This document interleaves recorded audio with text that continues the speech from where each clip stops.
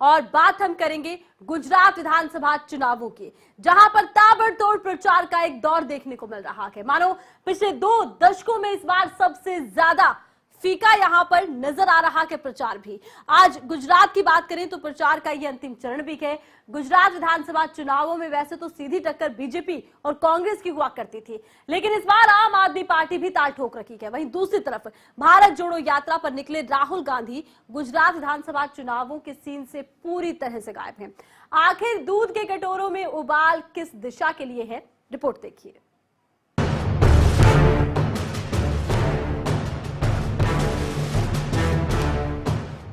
गुजरात, जहां पर सबसे ज्यादा दूध का उत्पादन होता है, यही वजह है जिस कारण गुजरात को दूध का कटोरा भी कहा जाता है। लेकिन इस बार विधानसभा चुनावों की तैयारी के बीच दूध के कटोरे का उबाल न जाने क्यों उफन नहीं रहा।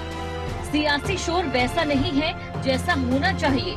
छोटे से छोटे चुनाव को मिशन के तौर पर लेने वाली बीजेपी अपनी रैलियों से चुनावी समा तो बांध रही है, लेकिन कांग्रेस ने मानो अपने तरकश से तीर छोड़ना बंद कर दिया। लेकिन इसके पीछे वजह क्या है, ये बड़ा सवाल है। और ये सवाल तब और भी बड़ा हो जाता है जब कांग्रेस बीजेपी को टक्कर देने में सक्षम हो गुजरात में। तो भला कांग्रेस के ब्रांड राहुल गांधी गुजरात में नजर क्यों नहीं आए?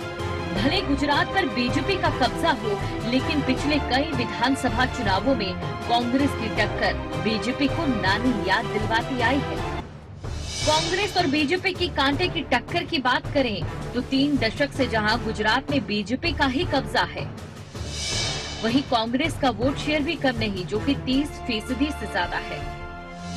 2014 और 2019 के आम चुनाव में मोदी ने कांग्रेस का जहां पूरी तरह से सूपड़ा साफ कर दिया, वहीं 2017 में कांग्रेस गुजरात के विधानसभा चुनावों में सिर्फ 20 सीटों से बीजेपी से पीछे रही। 2017 में कांग्रेस का वोट शेयर 41.4% था।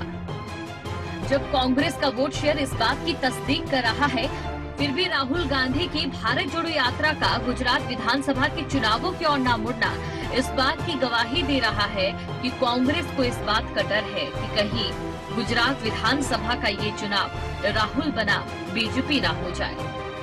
यहाँ तक कि राहुल की भारत जोड़ो यात्रा को चुनावी क्षेत्र से ना गुजारना एक तरफ कांग्रेस की सोच को दर्शा रहा है कि कहीं कांग्रेस के नेताओं का ध्यान चुनाव से भंग ना हो जाए।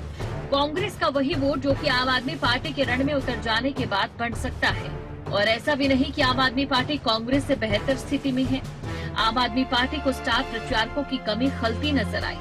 आम आदमी पार्टी की टिकट पर मैदान में उतरे योद्धाओं के स्टार प्रचारक के तौर पर ड्यूटी ऐसे हलकों में लगा दी जहां से प्रत्याशियों के लिए खुद अपने हलके में प्रचार करना मुश्किल हो गया।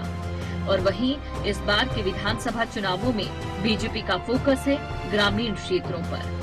फिलहाल गुजरात के मतदाता भले खामोश हैं, लेकिन बीजेपी के सामने चुनौती सिर्फ गुजरात के चुनावों तक ही सीमित नहीं।